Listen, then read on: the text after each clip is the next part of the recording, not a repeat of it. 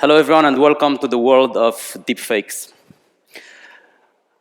My name is George, and in the past years I've been working mostly between fraud and cybersecurity in the banking sector, and I'm also particularly proud to have opened the door to cybersecurity to many students worldwide, since my introduction course gathered around 160,000 students on Udemy.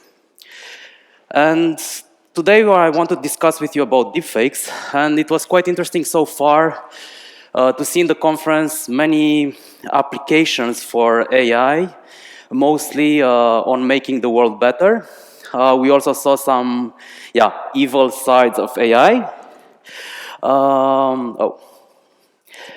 Okay, up, no, this one went a bit too far. Okay.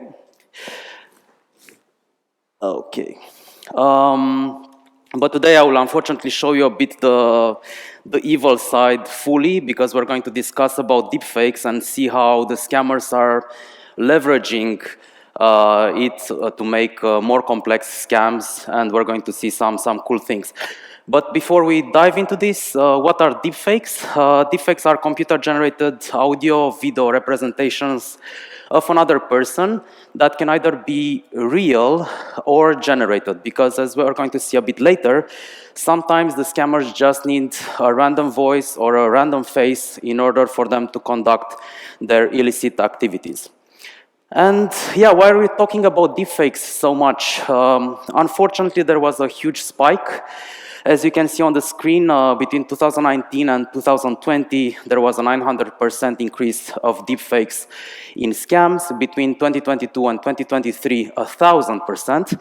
And now we don't know. We're going to see at the end of the year, but we expect a big spike, because as we see, the scammers are leveraging also on AI tools. And you've heard about ChatGPT. But there's also another one that is called FraudGPT that is used by scammers in order to make more complex and better attacks. And for today, I prepared 3 categories for you, and we're going to have 4 examples in total. The first one is audio deepfakes, because, unfortunately, this one is on the rise in the United States and in the English-speaking countries, because these models are very well built for English, but we will probably see it coming also in the other languages, and we're going to see in a bit also an audio sample on how this works. Then we're going to see how scammers are using deepfake in a more complex attack. And the last one is a C-level impersonation, where we're going to see also a live demo on how easy it is to generate deepfakes. And this takes us to the first example. So probably many of you heard about the accident scam, when back in the days, your parents will receive a phone call from a person saying that you were in an accident and quickly they need 1,000 euros to save your life for a blood transfusion or anything very urgent. And they might say that, we're exactly near your house, please quickly come downstairs, give us the money, and then we're going to save John's life, and then we're giving you the money back after we get it from our friends. And of course, they would never come back. But fast forward in 2024, they're calling your parents with your voice, saying something like, Mother, I hit someone with the car, quickly. Please, I'm calling you from their number because they want to go to the police, Mom, and I will go to the prison. Please, quickly, I've sent you a Revolut link. Pay this 1,000 euros now, because otherwise they will call the police, Mom, and I don't know what I'm going to do. Quickly, pay it. And unfortunately, due to the technology that we have today, we have this kind of fast payment solutions. It can be Revolut, can be Zelle in the United States, and other solutions that are local. And they will, since they're very good in social engineering, they will put you in this panic mode. You only have a few minutes to react, and this increases drastically their success rate. Because before, they would just come to they will call you, and then you had the buffer time before they were coming to your house to actually take the money, and maybe you would call your son and so on. So you had a bit of more time to think that, okay, this might be a scam. And how this actually works. So as you can see on the screen, they're always taking advantage of a relationship between 2 people. It can be family members, it can be friends, it can be colleagues. And first they're gathering the information. unfortunately, today they have also advanced crawling tools, and many people are sharing a lot of information on social media, and unfortunately, we had also lots of data breaches, so it's easy for them to map a Facebook profile with a name, with a phone number, with an email address, in order to get all the information they need. And once they establish this relationship between two people, then they will just initiate a call to the person from which they need the voice model, and they just need around 6-10 seconds. This can also be automated in order to build a model that is okay-ish. And then they will initiate the call to the victim from which they want to get the money. In this case, it's the mother.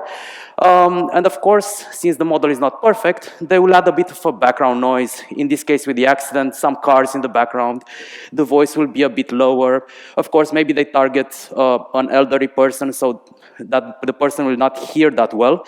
So all of these are kind of adding up to thinking that it's actually the son calling.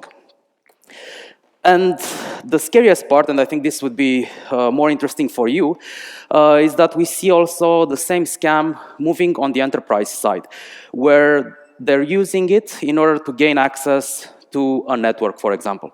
And in this case, they're using the same relationship, but this time from an engineer and a manager. And in this case, they might not even need to get the phone number of the manager, because many corporations have various videos online with their management team.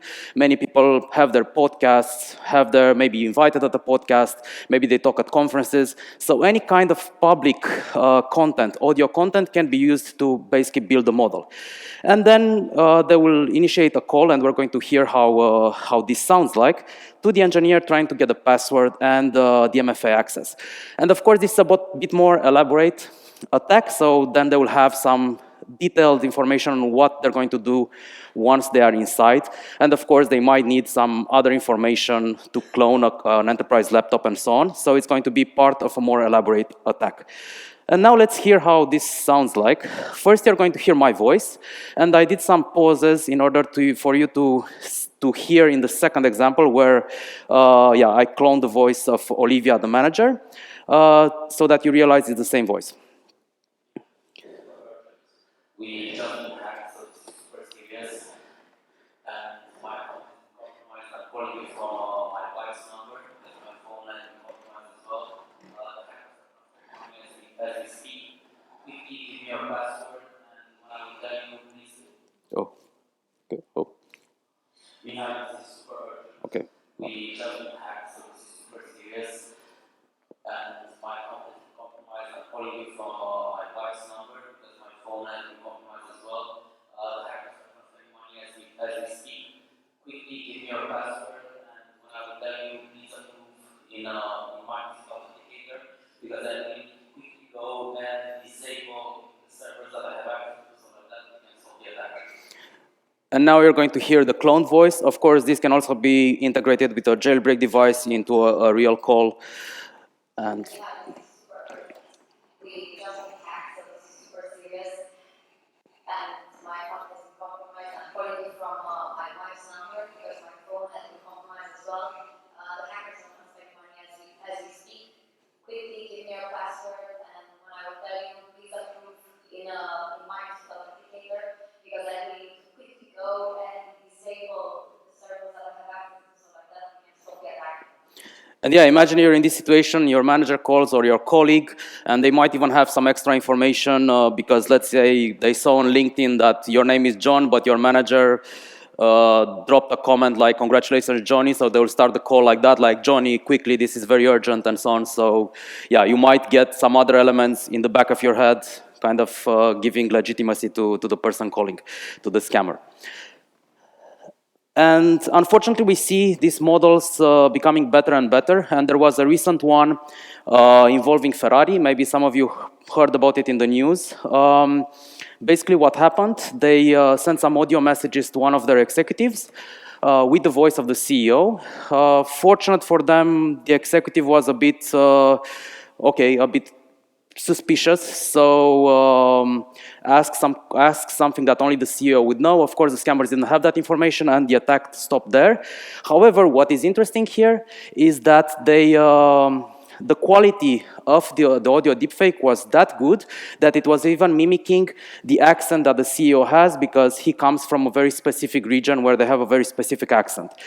And this was from yesterday, and I found it very interesting because basically the quality of this audio deepfakes became that good that, yeah, they can fake even authentication methods, because in some countries, they basically use the voice as an authentication mean. Probably not the only one, so it's kind of a mix of authentication means, but still it becomes basically obsolete, so they cannot use it anymore because the audio deepfake became that good. And this takes us to the second example, which is unfortunately a real one, where they used the deepfake in the chain. So it was a very complex attack, where they targeted a company from the crypto space, and they identified a few engineers that had a lot of accesses to the wallets, and they started phishing them with fake job ads. And unfortunately, one of them got hooked into this. And they had several interviews, like a few technical interviews, interview with HR, with the manager, and so on, very professional, with multiple people, and all using deepfake to impersonate people from the other company. And unfortunately, in the end, they sent an email with the offer that was a PDF injected with a malware. Yeah, the engineer opened it on the corporate laptop, and from there on, they managed to get in, and in the end, I think they estimated, they did an estimation damage of around $600 million. So it was a very big, big loss. And this is quite important to understand that, deepfakes are now using to leverage social engineering, techniques that before, were just using audio, but now they use the audio of another person, the video of another person, in order to gain your trust on that. And this takes us to the scenario 3, where we're going to see also a demo. This is more complex attack. So in this case, the scammers want to get 2 million euros from a company, from a branch. And how they're doing that? First, they started doing research. They identified the corporation that they're targeting, and they saw that there was a branch in Bucharest, let's say, which had a lot of sales. And based on their deduction, they understood that they have a lot of money in their bank account, they don't have a lot of people, so they started doing various surveillance and getting different chunks of information, impersonating some other customers, calling them, sending emails, maybe impersonating some potential new customers, even physical surveillance in some cases, and they identify the people that have access to do this kind of large-scale transfers by bypassing the system. So they needed just one person. And they identified, unfortunately, one senior accountant, Julia, which shared a while ago on the professional social media a picture with the CEO from an event. So they know that basically she knows how the CEO looks like, she knows how the CEO sounds like, and they can leverage on that in order to gain her trust. Then they will pick a date. This will be chosen in order to maximize the chances of success. And it can be either in a very stressful situation where people are very busy, very stressed, and they will just do things on autopilot, or it can be a date when some people are out of office, or it can be a mix of these things. And they initiate, let's say, a video call to Julia. And imagine you're Julia. You receive a video call. Please, Julia, this is very important, confidential. Please go to a meeting room. Okay, you go to a meeting room. And then the scammer, with the face of the CEO, continues a bit like, Julia, this is very important. I saw you 3 months ago at this event. I know you're a trustworthy person. That's why I'm contacting you directly. We have a very serious situation. The police is in my office. I'm calling you from my assistant's number. We have a very serious audit. John, your boss, he's being investigated. I know he's in holiday today, but it seems that he stole a few million euros from us. And this is very serious. Please don't talk with anyone in the office because we don't know who else is involved in this. I'm calling you because I saw you, we talked, I see that you're a trustworthy person, you'll never do something like this, and I really think that you have a future in our corporation, but today you really need to help us with this. Please quickly go to your desk, bring your laptop, and I will tell you afterwards. Let's say Julia goes, takes the laptop, comes back, and the CEO continues. I'll just stop the video because, yeah, we can continue on audio, you saw me. And in order for you to be fully covered for this, and I'm super transparent, I will send you an email with what we're going to do. Let's say sends an email, I didn't receive it. Oh, yeah, please check in spam because the police is checking our email servers now, so we saw that some emails are going to spam. They will, of course, spoof the email address of the CEO. Yeah, the email will probably end up in spam. And then in the spam, they will put a bank account that they control, a mule account, and try to convince Julia to basically make 2 million euros transfer to their mule account. And they might have a lot of internal information for this, so yeah, basically they will not raise a lot of suspicions to Julia. And yeah, imagine in this case, you think that everyone around you kind of stole from the company and the police is there and there's a lot of pressure. The CEO that knows you calls you, and yeah, you might become the CFO of Romania if this goes well. So yeah, it's a mix of things, and you might be tempted to actually bypass the system and do this large-scale transfer.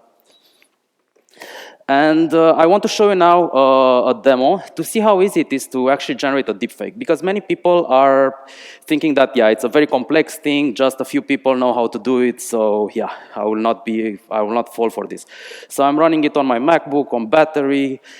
This is an open source software, and we're just going to generate a small video that, of course, can be integrated in a more complex scenario with a jailbreak device and to make it a real video call. This is my friend. This is a video of me rotating my head, and now, you can see, just a,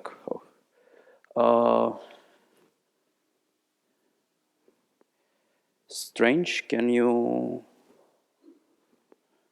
is it mirroring the screen or?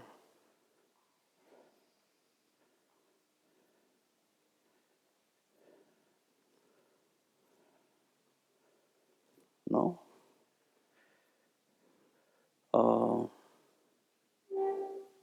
Is it mirroring the screen or like?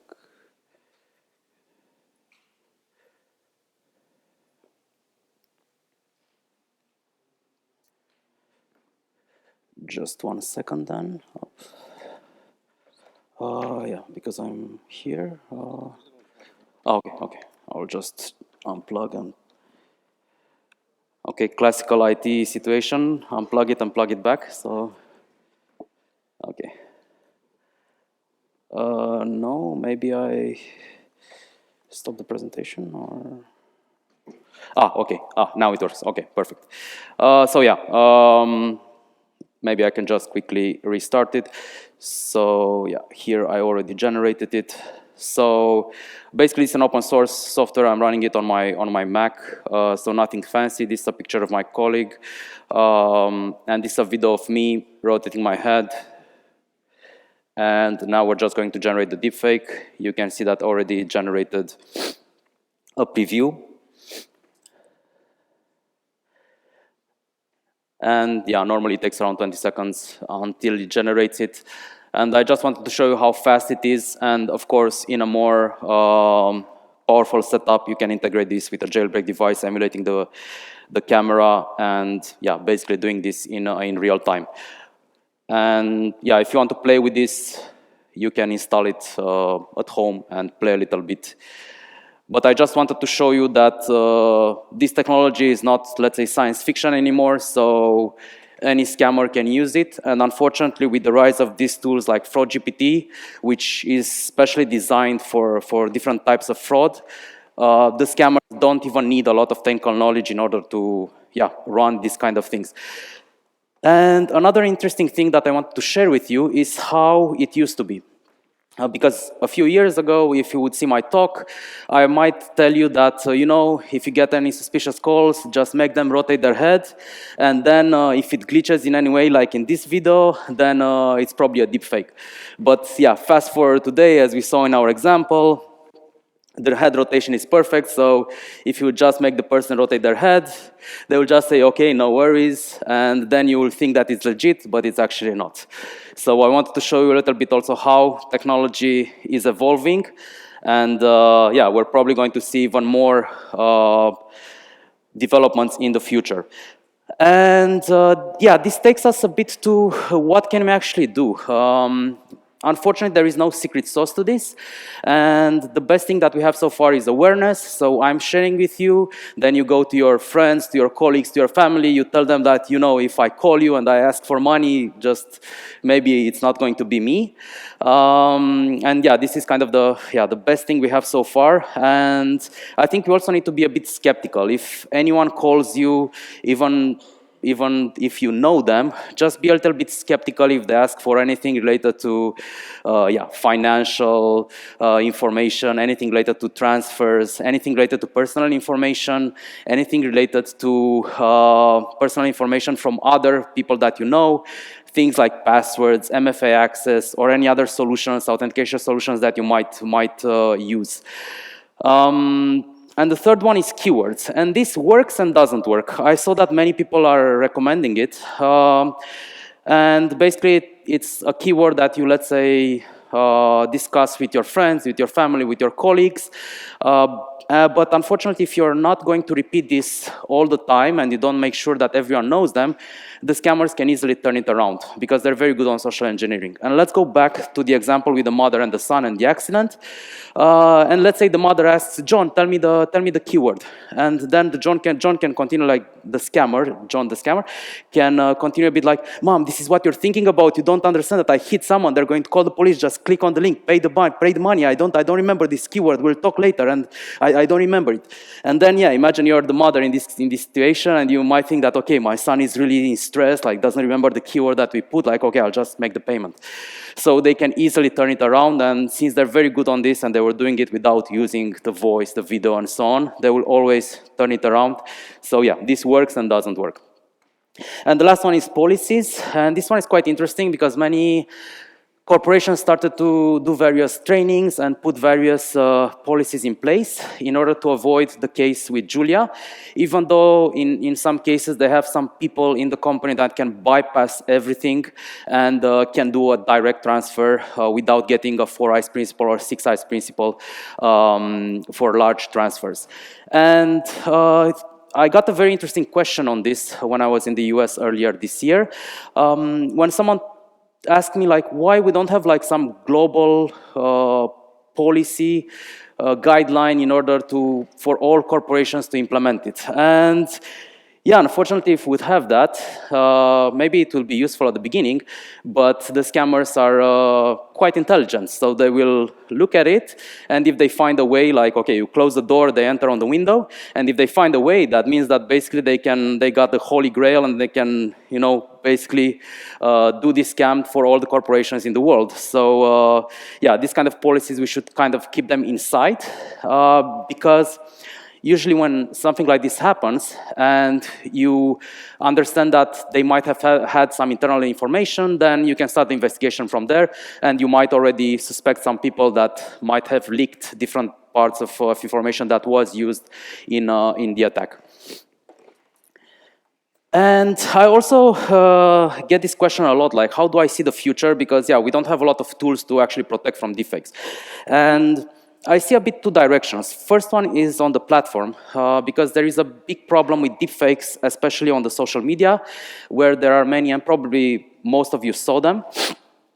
This kind of paid ads of, I don't know, Elon Musk saying that just put $1,000 and you're going to make 50,000x in 6 hours, and yeah, our platform is the best, and things like that.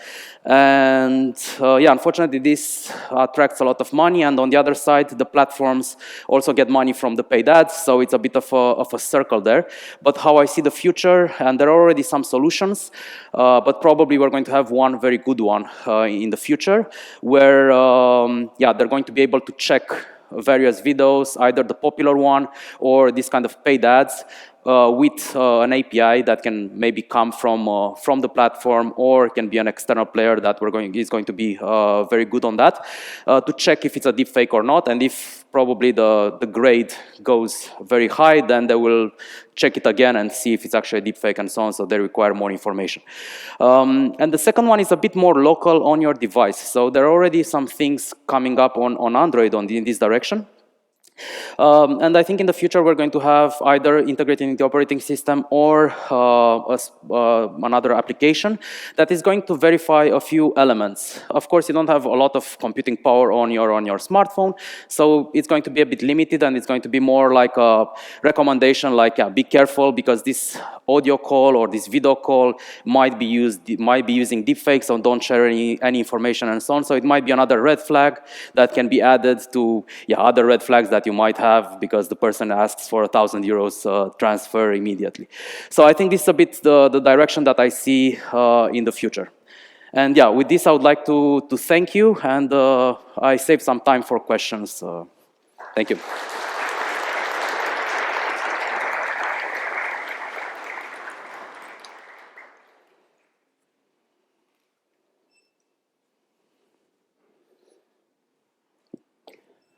I think we have someone here.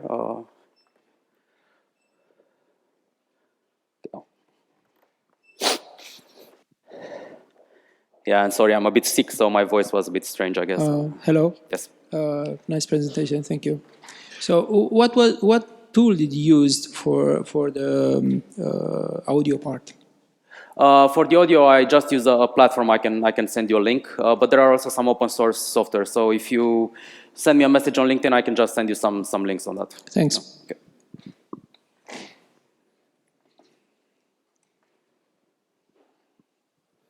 I think we have some.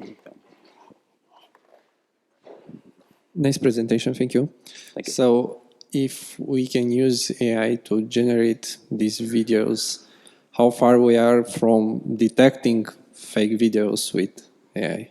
Because I know it's quite tricky. Yeah, the problem here is that what we have today, so of course there are different elements if you're analyzing the video, in which you can suspect to a certain degree if it's a deepfake or not. But the problem here is that if we put something in place today and the algorithms are becoming better, then also your tool needs to become better in detecting them. So this is a bit, this is a bit the challenge, and that's why I think we don't have a very good player right now that has a solution that is updated daily, let's say, with what comes today. Because imagine that, I don't know, let's say a social media platform implements something like this, says that we detect all the deepfakes, and then the scammers find a way to bypass this, and you're going to see a video that is flagged like this is not deepfake, and it's actually deepfake, and I don't know, can be either political or one of these financial scams and so on. So people will say, this is really Elon Musk saying this, so I will put all my money in it. So this is a bit the challenge, and I think that's why right now we don't see this kind of flag like, okay, this is not deepfake, but probably in the future we're going to have one player that is going to have a very good solution that will be updated daily. So yeah. Okay. I think we. Okay. Well, I think here we had some questions. I don't know.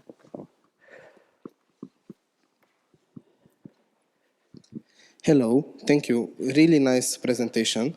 I was curious, what was the name of the program you used for the video? Sigur, yes, sure. I will just...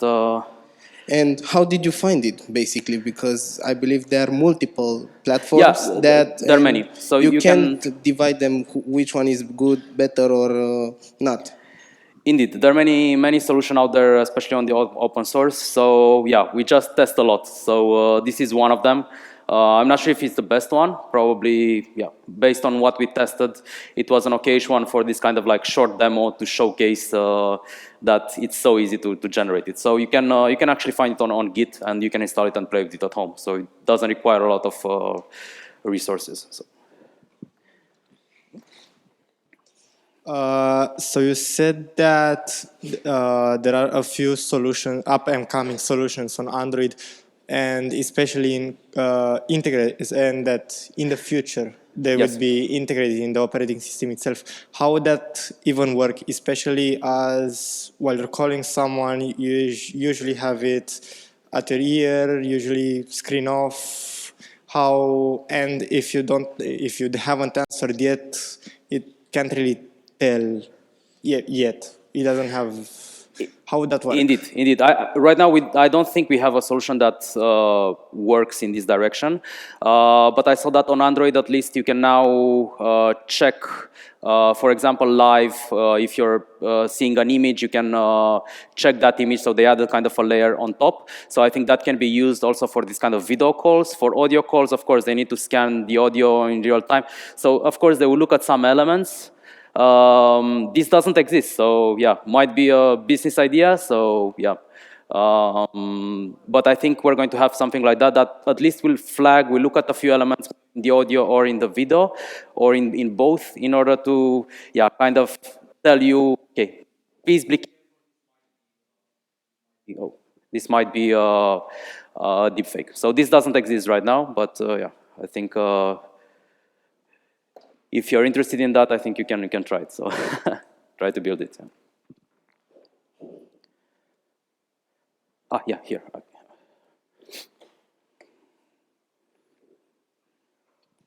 Speaking about social media, like if you want to be visible on the job market, you should be active. You should post different things about different events, about what is happening. And of course, you should publish your real name. You should publish your real position in the company. What are your recommendations, for example, because you cannot be really aware if you are publishing different things about events that are happening in your company?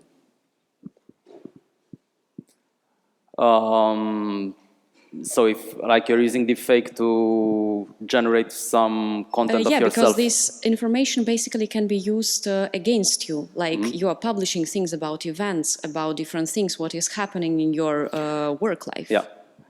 Yeah, indeed. Unfortunately, this is the downside of social media, that if you publish any audio material, video material of you, then these kind of models can be built based on that. So yeah, this is a bit the challenge that we are having, that yeah, everything comes with a price. So we're posting things, but yeah, we should be aware that that content can be used maybe against us in this kind of scenarios, unfortunately.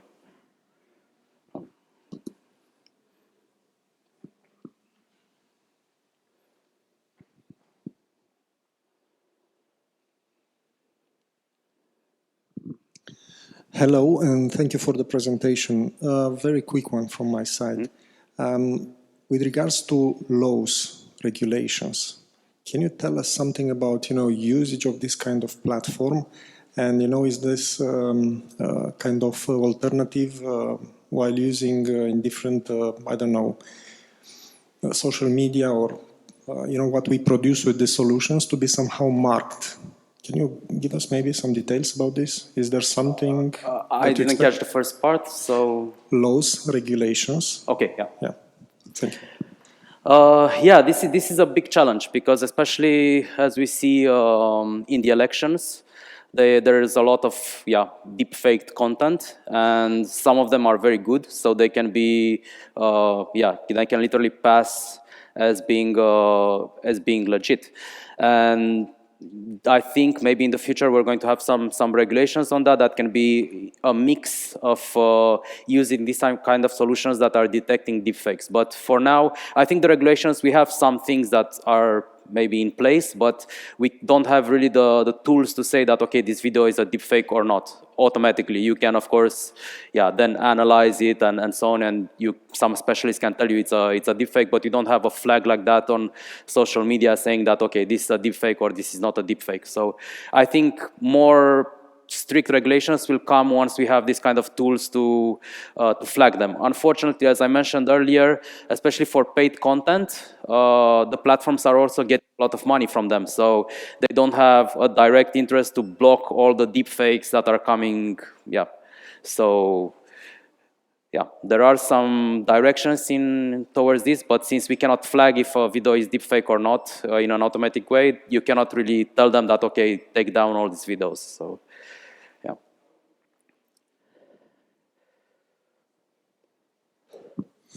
Thank you for your presentation.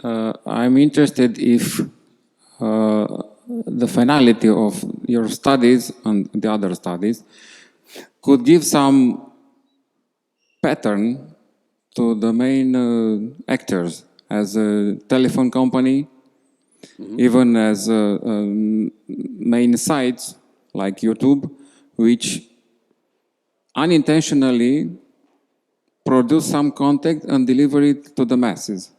So,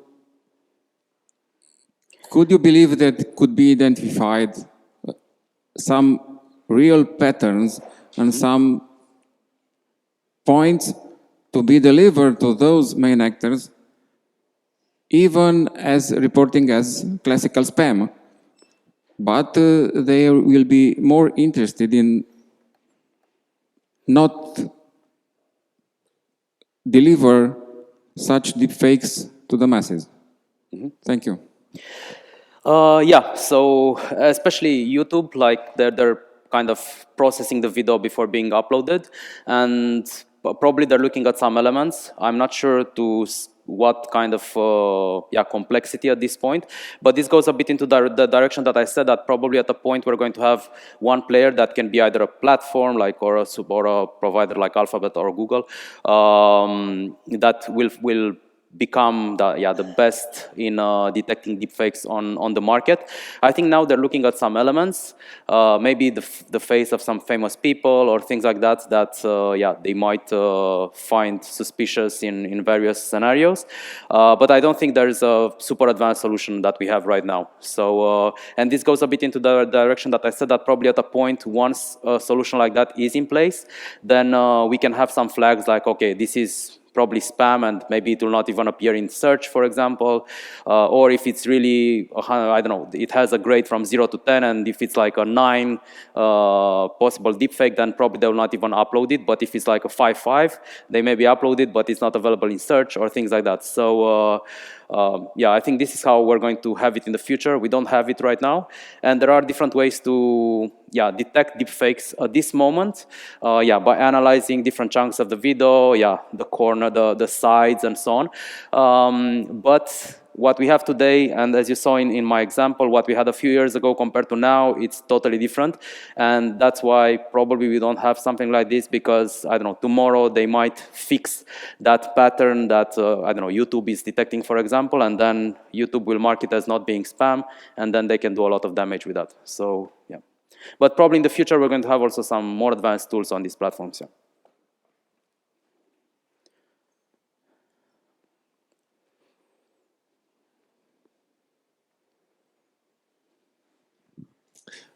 Thank you.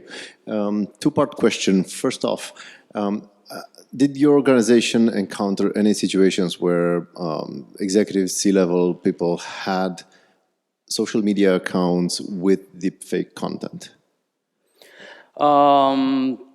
Yeah, since I'm not representing the organization that I work for today, and of course some things are confidential, I cannot answer that question. But I can give you like a global answer on that.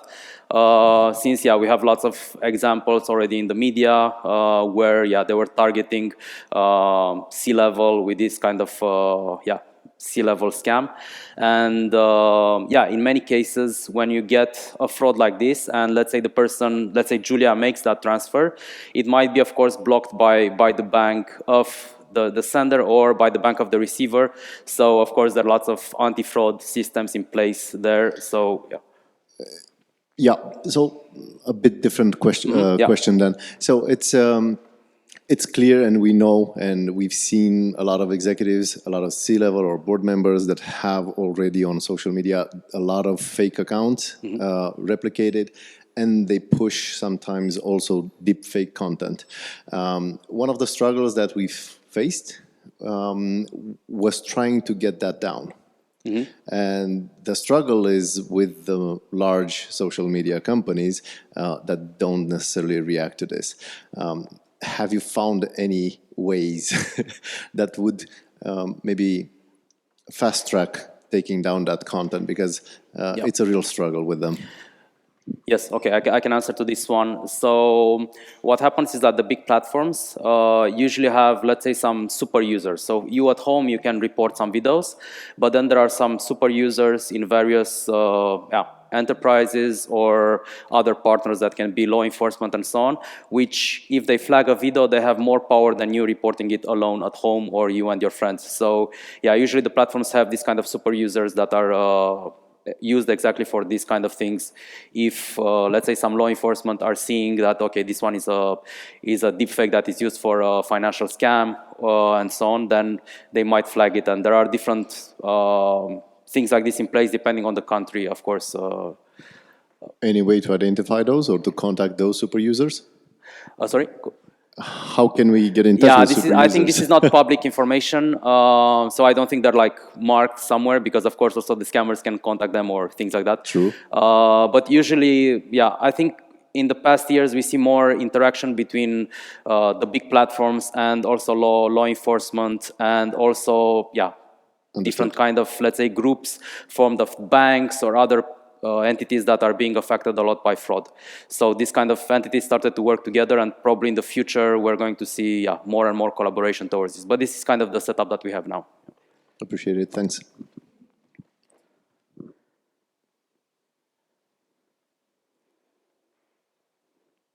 Okay, I think we don't have any questions left. So thank you very much. I'm here till the end. And if you need any information, just drop me a message on X or on LinkedIn, and I will gladly provide you the information. Thank you.